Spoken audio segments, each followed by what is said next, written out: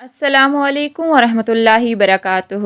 Welcome every one ان رب سے جڑنے کا سفر زر thoughts international Islamic on line learning institute. In this video we will learn about the سورہ نازیات۔ سورہ نازیات میں کیا میسیج ہے ہمارے لیے اللہ سبحانہ تعالیٰ کا، اس بات کو جانتے ہیں۔ سورہ نازیات کا تعارف۔ مقام نزول سورہ نازیات مکہ مکرمہ میں نازل ہوئی۔ اس صورت میں 2 رکوع ہیں اور 46 آیتیں ہیں۔ نازیات نام رکھنے کی وجہ، ان فرشتوں کو نازیات کہتے ہیں جو انسانوں کی روحیں قبض کرتے ہیں، اور چونکہ اس صورت کی پہلی آیت میں ان فرشتوں کی قسم ارشاد فرمائی گئی، اس مناسبت سے اسے سورہ نازیات کہتے ہیں۔ سورہ نازیات کے مضامین۔ اس صورت کا مرکزی موضوع یہ ہے کہ اس میں توحید، نبوت اور مرنے کے بعد دوبارہ زندہ کیے جانے پر کلام کیا گیا ہے، اور اس میں یہ مضامین بیان ہوئے ہیں۔ نمبر 1، اس صورت کی ابتدا میں مختلف خدمات پر مامور فرشتوں کی قسم ذکر کر کے بتایا گیا کہ قیامت کے دن کافروں کو ضرور دوبارہ زندہ کیا جائے گا۔ نمبر 2، قیامت کے دن کی ہولناکی اور دہشت سے کفار کا جو حال ہوگا وہ اس سورہ میں بیان کیا گیا۔ نمبر 3، مرنے کے بعد دوبارہ زندہ کیے جانے کا انکار کرنے میں کفار کے اقوال بیان کیے گئے اور ان کفار کا رد عمل بیان کیا گیا۔ نمبر 4، عبرت اور نصیحت کے لیے حضرت موسیٰ علیہ السلام اور فرعون کا واقعہ بیان کیا گیا کہ کس طرح اس نے حضرت موسیٰ علیہ السلام سے معرکہ آرائی کی اور اس کا انجام کیا ہوا۔ نمبر 5، مردوں کو دوبارہ زندہ کیے جانے کا انکار کرنے والوں سے خطاب فرمایا گیا۔ نمبر 6، یہ بتایا گیا کہ آخرت میں انسان کو اعمال نامے دیکھ کر اپنے تمام دنیاوی اچھے برے اعمال یاد آ جائیں گے کہ انہوں نے دنیا میں کیا کیا، اور جس نے سرکشی کی اور دنیا کی زندگی کو آخرت پر ترجیح دی تو اس کا ٹھکانہ کہاں ہے؟ جہنم۔ اور جو اپنے رب کے حضور کھڑے ہونے سے ڈرا اور اس نے اپنے نفس کو خواہش کی پیروی کرنے سے روکا تو اس کا ٹھکانہ جنت ہے۔ نمبر 7، اس صورت کے آخر میں بتایا گیا جو کافر قیامت قائم ہونے کے وقت کے بارے میں پوچھ رہے ہیں انہیں وہ وقت بتانا نبی کریم صلی اللہ علیہ وسلم کی ذمہ داری نہیں، بلکہ آپ صلی اللہ علیہ وسلم کی ذمہ داری صرف اللہ تعالیٰ کے عذاب سے ڈرانا ہے، اور کافر جب اس قیامت کو دیکھیں گے تو اس کی ہولناکی اور دہشت سے اپنی زندگانی کی مدت ہی بھول جائیں گے۔ اب سورہ نبا کے ساتھ سورہ نازیات کی کیا مناسبت ہے، اس بات کو جانتے ہیں۔ سورہ نازیات کی اپنے سے ماقبل سورہ نبا کے ساتھ مناسبت یہ ہے کہ دونوں صورتوں میں قیامت اور اس کے احوال، نیک مسلمانوں کے انجام اور کافروں کے ٹھکانے کے بارے میں بتایا گیا ہے۔ اب ہم جانتے ہیں ورڈ ٹو ورڈ ٹرانسلیشن اور پھر اس کی تفاسیر۔ آیت نمبر 1 اور 2 دیکھیے گا۔ وَالنَّازِعَاتِ، قسم ہے ان فرشتوں کی جو کھینچنے والے ہیں، غرقا، ڈوب کر۔ کیا کہا جا رہا ہے اس آیت میں؟ کن فرشتوں کے بارے میں بتایا جا رہا ہے جو روح کھینچنے والے ہیں؟ اور غرقا، کسی چیز کے اندر جانا، گوتا لگا کے گہرائی سے کھینچنا، اس قدر ڈوب کے۔ وَالنَّاشِطَاتِ، اور جو آسانی سے نکالنے والے ہیں، نشطا، آسانی سے نکالنا۔ قسم ہے ان فرشتوں کی جو کھینچنے والے ہیں ڈوب کر، اور جو آسانی سے نکالنے والے ہیں، آسانی سے نکالنا۔ سورہ نازیات کی آیت نمبر 1 اور 2 میں یعنی کہ نزاع کے عالم کی حالت کو بیان کیا گیا ہے۔ ان فرشتوں کی قسم کھائی جا رہی ہے جو کافروں کے جسموں سے ان کی روح سختی سے کھینچ کر نکالتے ہیں۔ جان نکالنے کا عمل ایسا ہے نا کہ فرشتے انسان کے اندر جا کر رگ رگ سے جان ایک ایک یعنی کہ بال سے نکالتے ہیں، جس کی تکلیف جو ہے وہ بہت سخت ہوتی ہے۔ ساتھ ہی آیت نمبر 2 میں ان فرشتوں کا ذکر کیا جا رہا ہے جو جان کو آسانی سے نکالتے ہیں، یعنی اور نرمی سے بند کھولنے والوں کی قسم کھائی جا رہی ہے، جو مومنوں کے جسم سے ان کی روحیں جو ہے وہ نرمی سے قبض کرتے ہیں۔ مومن کی روح نرمی سے نکالی جاتی ہے۔ اس بات کو جانتے ہیں ہم کہ حضرت اسرائیل علیہ السلام جب کسی مومن کی روح قبض فرماتے ہیں تو اس کے ساتھ نرمی فرماتے ہیں۔ صحابہ فرماتے ہیں کہ رسول پاک صلی اللہ علیہ وسلم نے ایک انصاری صحابی کے سرحانے ملک الموت کو دیکھا تو ان سے فرمایا، میرے صحابی پر نرمی کرنا کیونکہ یہ مومن ہے۔ ملک الموت نے عرض کی، یا رسول اللہ، آپ خوش ہو جائیں اور اپنی آنکھیں ٹھنڈی رکھیں، بے شک میں ہر مومن کے ساتھ یعنی روح نکالنے کے معاملے میں نرمی کرنے والا ہوں۔ یہ کن کے بارے میں کہا گیا؟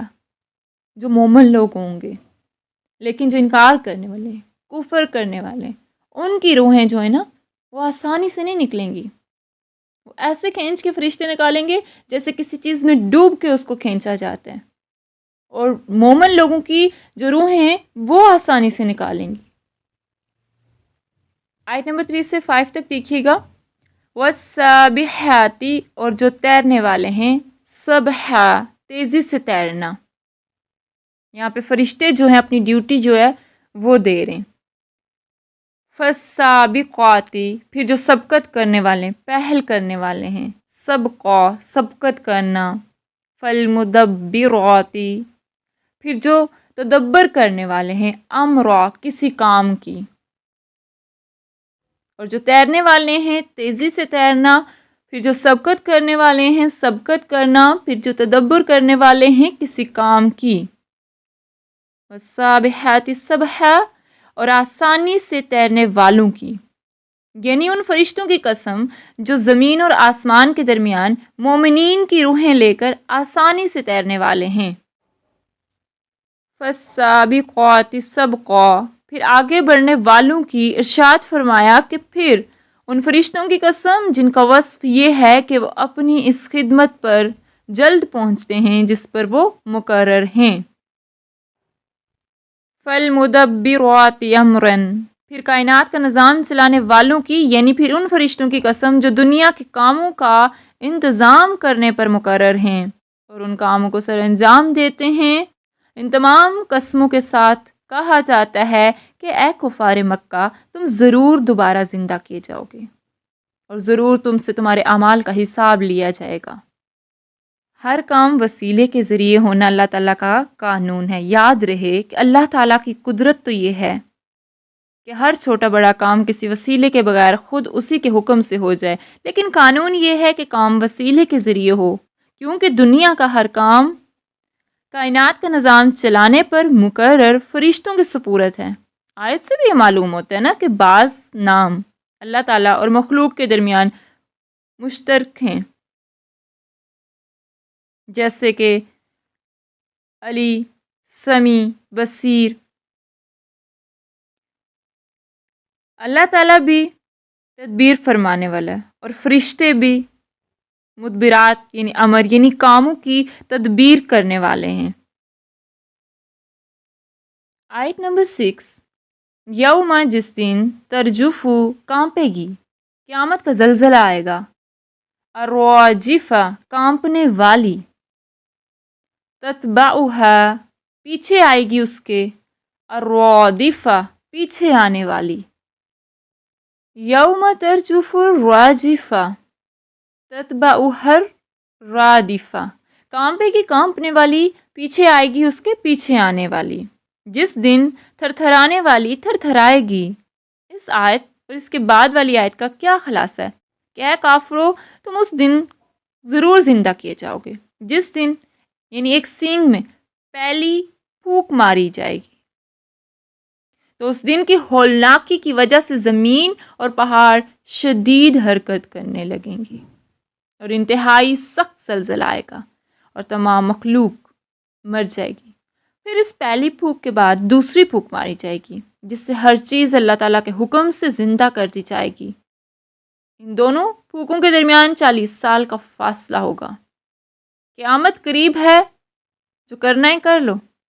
حضرت ابی بن کعب فرماتے ہیں کہ جب رات کے 2 حصے گزر جاتے تو نبی کریم صلی اللہ علیہ وسلم اٹھتے، ارشاد فرماتے، اے لوگو اللہ تعالیٰ کو یاد کرو، اللہ تعالیٰ کو یاد کرو۔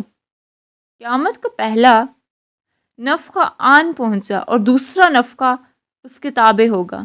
موت آ پہنچی ہے، موت اپنی ان تکالیف کے ساتھ آ پہنچی ہے جو اس میں ہیں۔ مراد یہ ہے کہ قیامت قریب ہے، جو کرنا ہے کر لو۔ موت تمہارے سر پر کھڑی ہے، اس لیے نیک اعمال کرنے میں جلدی کرو۔ تو ہم کیا کر رہے ہیں؟ ہم اپنی زندگی کیسے گزاریں اس چیز کو دیکھیں۔ کیا ہم اس دنیا میں وہ کام کریں جو ہمیں آخرت میں فائدہ دیں گے؟ اگر ہم غفلت کی نیند سوئیں تو ہمیں جاگنے کی ضرورت ہے۔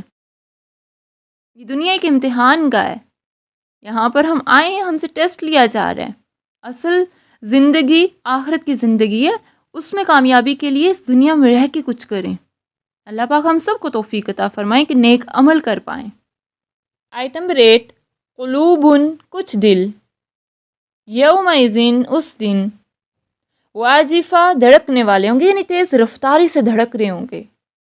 ابصارها نگاہیں ان کی خاشعہ جھکی ہوئی ہوں گی۔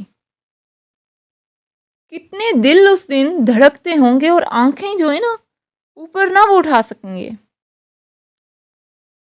اس دن دل بھی خوف زدہ ہوں گے۔ جس دن نہ سور پھونکی جائے گی تو اس دن مرنے کے بعد اٹھائے جانے کا انکار کرنے والے کفار کا حال یہ ہوگا کہ برے اعمال کی وجہ سے ان کے دل بھی خوف زدہ ہوں گے، اور اس دن کی وحشت ہولناکی کی وجہ سے ان کی آنکھیں کیا ہوں گی؟ جھکی ہوئی ہوں گی۔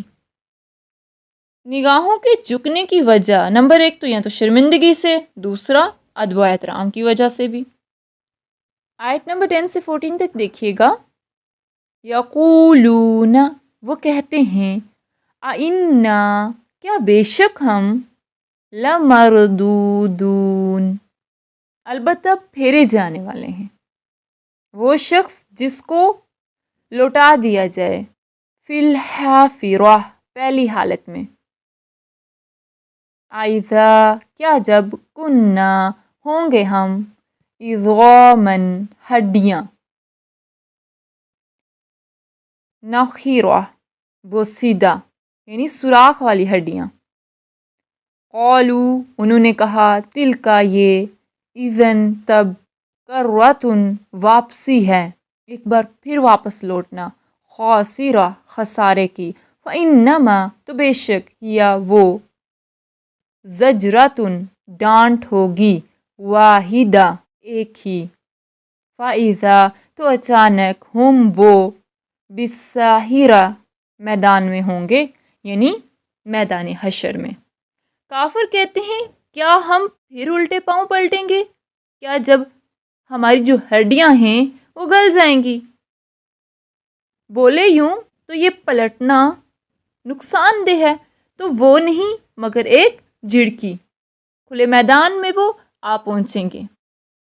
کافر کہتے ہیں، اس آیت اور اس کے بعد والی 4 آیات کا خلاصہ یہ ہے کہ جب کفار سے کہا جاتا ہے کہ تم مرنے کے بعد نا دوبارہ زندہ کر کے اٹھائے جاؤ گے، تو وہ کہتے ہیں، کیا ہم موت کے بعد پھر زندگی کی طرف واپس کر دیے جائیں گے؟ How it's possible? کیا جب ہماری یہ حالت ہو جائے گی کہ ہماری ہڈیاں ریزہ ریزہ ہو کر بکھر چکی ہوں گی تو پھر بھی ہم زندہ کیے جائیں گے؟ پھر مذاق اڑانے کے طور پر وہ کہنے لگے کہ اگر قیامت برپا ہوگی، اگر موت کے بعد زندہ کیا جانا صحیح ہے اور ہم مرنے کے بعد اٹھائے جائیں گے تو اس میں ہمارا نقصان ہے، کیونکہ ہم دنیا میں اس بات کو جھٹلاتے رہے۔ اس پر انہیں بتایا گیا کہ تم مرنے کے بعد زندہ کیے جانے کو یہ نہ سمجھو کہ اللہ تعالیٰ کے لیے کام کچھ مشکل ہے، ہرگز نہیں، کیونکہ وہ قادر ہے، برحق ہے اور اس پر کچھ بھی مشکل نہیں۔ تو جب اللہ تعالیٰ تمہیں زندہ کرنے کا ارادہ فرمائے گا، اس وقت وہ دوسری پھونک ایک ہولناک آواز ہوگی، جس کے بعد فوراً وہ زندہ ہو کر کھلے میدان میں آن پڑیں گے۔ آیت نمبر 15 سے 26، حل کیا عطا کا آئی ہے آپ کے پاس حدیث خبر موسیٰ کی، اذ جب نادہو پکارا اسے ربہ اس کے رب نے، بالوادی المقدس مقدس وادی میں، طوا کی، اذہب جاؤ الی فرعون طرف فرعون کے، انہو بے شک وہ، طغی وہ سرکش ہو گیا یعنی حد سے بڑھ گیا ہے، فقل پس کہو، حل کیا ہے، لکا تجھے خواہش، الی ان طرف اس کے کہ، تزکا تو پاک ہو جائے، واہدیکا اور میں رہنمائی کروں تیری، الی ربکا طرف تیرے رب کے، فتخشا پھر تو ڈرے، فاراہ پس اس نے دکھائی اسے، الآیت نشانی، الکبریٰ بہت بڑی، فکذب تو اس نے جھٹلا دیا، وعصی اور اس نے نافرمانی کی، کس کی؟ رسول کی اور اللہ کی، ثم پھر ادبرا وہ پلٹا، یسعی کوشش کرتے ہوئے تیزی سے مڑ جانا، فحشرا پھر اس نے اکٹھا کیا کس کو؟ لشکروں کو، فنادا پھر اس نے پکارا، فقال پھر اس نے کہا، انا میں، ربکما رب ہوں تمہارا، الاعلی سب سے بلند، فاخذہ تو پکڑ لیا اسے، اللہ نے، نکال عذاب میں عبرتناک سزا، الآخرہ آخرت، والاولی اور دنیا کے، انا بے شک، فی ذالک اس میں، لعبرۃن یقیناً عبرت ہے، لیمن اس کے لیے جو، یخشا ڈرتا ہو، کس سے؟ اللہ سے۔ حل اتاک حدیث موسیٰ کیا تمہیں موسیٰ کی خبر آئی؟ موسیٰ علیہ السلام کا ذکر کیا جا رہا ہے۔ جب قوم کا جھٹلانا نبی کریم صلی اللہ علیہ وسلم کو دشوار اور ناگوار گزرا تو اللہ تعالیٰ نے اپنے پیارے حبیب صلی اللہ علیہ وسلم کے دل کی تسکین کے لیے حضرت موسیٰ علیہ السلام کا ذکر فرمایا، جنہوں نے اپنی قوم سے بہت تکالیفیں پائی تھیں۔ چنانچہ اس آیت میں اور اس کے بعد والی آیات یعنی 11 جو آیات ہیں ان کا کیا خلاصہ ہے کہ اے پیارے حبیب صلی اللہ علیہ وسلم، آپ مشرکین کے جھٹلانے کی وجہ سے غمزدہ نہ ہوں، غمگین نہ ہوں، کیونکہ نبی کریم صلی اللہ علیہ وسلم کو غفار کی طرف سے ایسی باتیں پیش آتی رہتی ہیں۔ آپ میرے کلیم حضرت موسیٰ علیہ السلام کو ہی دیکھ لیں، جب اسے اس کے رب نے ملک شام میں طور پہاڑ کے قریب واقع پاک جنگل یعنی طوا میں آواز فرمائی، ندا لگائی کہ اے موسیٰ تم فرعون کے پاس جاؤ، بے شک وہ سرکش ہو گیا ہے، تم جاؤ اور وہ کفر و فساد میں حد سے گزر گیا ہے، اور اس سے کہو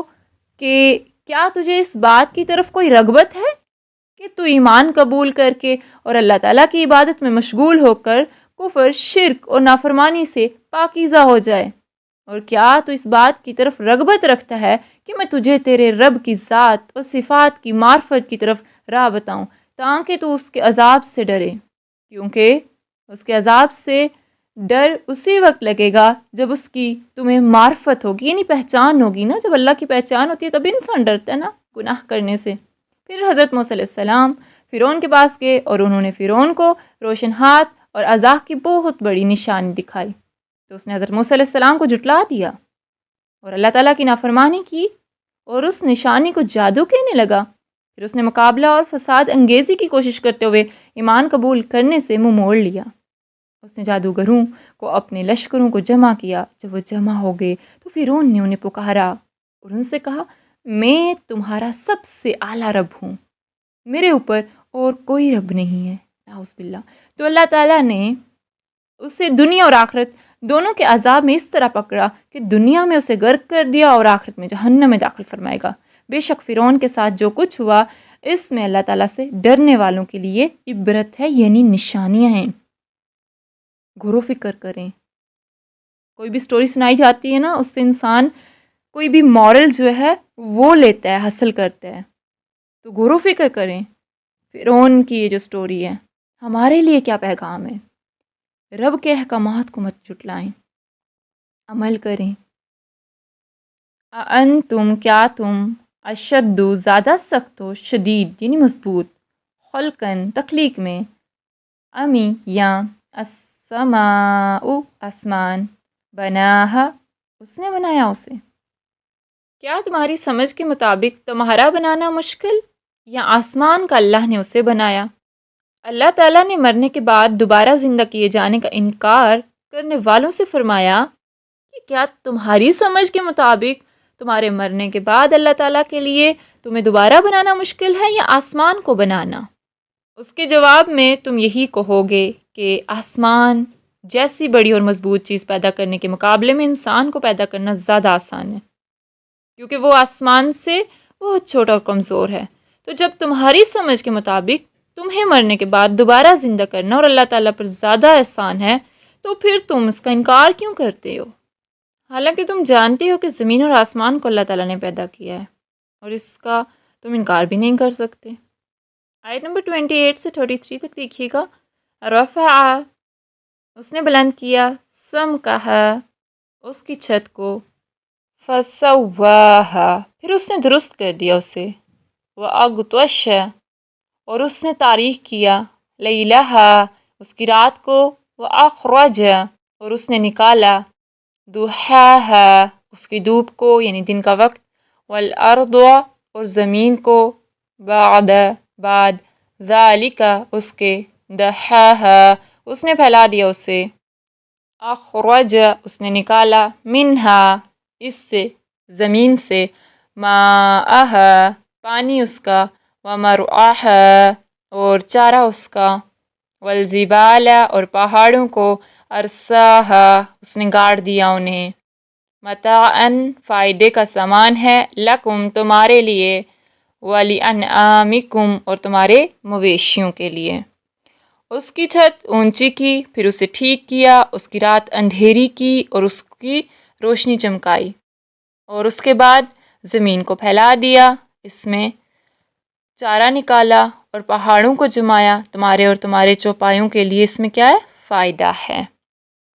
اس آیت اور اس کے بعد 5 آیات آسمان اور زمین کی تخلیق کی کیفیت بیان کرتے ہوئے ارشاد فرمایا کہ اللہ تعالیٰ نے آسمان کو بنایا اور کسی ستون کے بغیر اس کی چھت اونچی کی، پھر اسے ایسا ٹھیک کیا کہ اس میں کہیں کوئی خلل نہیں۔ آپ دیکھیں نا آسمان کو جو کہ ایک چھت کی طرح ہے، آپ پہ سایہ کیے ہوئے ہے بغیر کسی پلر کے، کتنی خوبصورت انداز سے چھت کی طرح ہمارے سروں پہ ہے، اور اس کی رات کو تاریک کیا اور سورج کے نور کو ظاہر فرما کر اس کی روشنی چمکائی، اس کے بعد زمین پھیلا دی جو پیدا تو آسمان سے پہلے فرمائی گئی تھی مگر پھیلائی نہیں کی، اور اس میں سے چشمے جاری فرما کر اس کا پانی اور اس کا چارہ بھی نکالا جو جاندار کھاتے ہیں، اور پہاڑ بنائے اور چارہ جو ہے وہ جانور کھاتے ہیں، زمین میں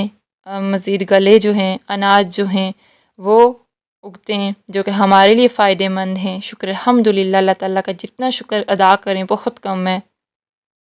اپنے جو اللہ تعالیٰ نے ہمیں نعمتیں دی ہیں ان کو پہچانیں اور پھر رب کا شکر ادا کریں، جتنا شکر ادا کریں گے اللہ تعالیٰ مزید ادا کرنے والی ذات ہے۔